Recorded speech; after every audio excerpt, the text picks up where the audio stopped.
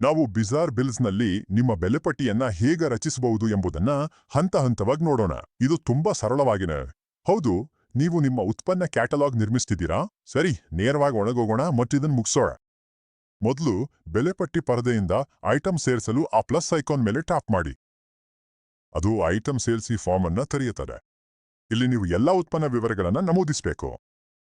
ಹೊಸ ಉತ್ಪನ್ನವನ್ನ ಸೇರಿಸಲು ಬೇಕಾದ ಮುಖ್ಯ ಕ್ಷೇತ್ರಗಳನ್ನು ತ್ವರಿತವಾಗಿ ನೋಡೋಣ.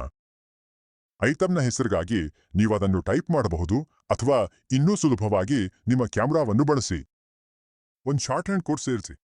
ಪ್ಯಾರಾಸಿಟಮಾಲ್ಗೆ PCM ಎಂದು ಯೋಜಿಸಿ. ಇದು ಹುಡುಕುವಿಕೆಯನ್ನ ತುಂಬಾ ವೇಗವಾಗಿಸುತ್ತದೆ. ಮುಂದೆ ಐಟಂನ ಯೂನಿಟ್ ಮತ್ತು ಬೆಲೆಯನ್ನ ಹೊಂದಿಸಿ. ನೀವು ಬಯಸಿದ್ರೆ ವಿವರಣೆಯನ್ನು ಸೇರಿಸಬಹುದು. ಬಾರ್ಕೋಡ್ ಸೇರಿಸುವುದು ತುಂಬಾ ಸುಲಭ. ಆ ಐಕಾನ್ ಮೇಲೆ ಟ್ಯಾಪ್ ಮಾಡಿ ಮತ್ತು ನಿಮ್ಮ ಫೋನ್ ಕ್ಯಾಮೆರಾದಿಂದ ಸ್ಕ್ಯಾನ್ ಮಾಡಿ. GST ನಿಮ್ಮ ಪ್ರೊಫೈಲಿಂದ ಸ್ವಯಂಚಾಲಿತವಾಗಿ ತೆಗೆದುಕೊಳ್ಳಲಾಗುತ್ತೆ, ಆದರೆ ನೀವು ನಿರ್ದಿಷ್ಟ ಐಟಂಗಳಿಗೆ ಅದನ್ನ ಯಾವಾಗ ಬೇಕಾದರೂ ಬದಲಾಯಿಸಬಹುದು. ಈಗ ನೀವು ವಸ್ತುಗಳನ್ನ ಸೇರಿಸಿದ ಮೇಲೆ ಏನಾಗ್ತದೆ? ಇಲ್ಲಿ ಇಡೀ ವಿಷಯ ತುಂಬಾ ಕುತೂಹಲಕರವಾಗ್ತದೆ. ನಿಮ್ಮ ಪಟ್ಟಿ ಎಲ್ಲಾ ಸಾಧನಗಳಲ್ಲಿ ಸಿಂಕ್ ಆಗ್ತದೆ ಮತ್ತು ಸ್ಥಳೀಯವಾಗಿಯೂ ಉಳಿಯುತ್ತದೆ, ಆದ್ರಿಂದ ಯಾವಾಗಲೂ ಆಫ್ಲೈನಲ್ಲಿ ಕೆಲಸ ಮಾಡ್ತದೆ. ಮತ್ತಿಲ್ಲಿದೆ ಅತ್ಯುತ್ತಮ ಭಾಗ, ನಿಮ್ಮ ಬಿಲ್ಲಿಂಗ್ ಎಂದಿಗೂ ನಿಲ್ಲದು, ನಿಮ್ಮ ಇಂಟರ್ನೆಟ್ ನಿಲ್ಲಿದ್ರೂ ಸಹ. ಹೀಗೆ ನಿಮ್ಮ ಹೊಸ ಐಟಂ ಉಳಿಯುತ್ತದೆ, ಸಿಂಕ್ ಆಗುತ್ತದೆ ಮತ್ತು ಬಿಲ್ಲಿಂಗ್ಗೆ ಸಂಪೂರ್ಣವಾಗಿ ಸಿದ್ಧವಾಗಿದೆ. ಬನ್ನಿ, ಇಷ್ಟೇ.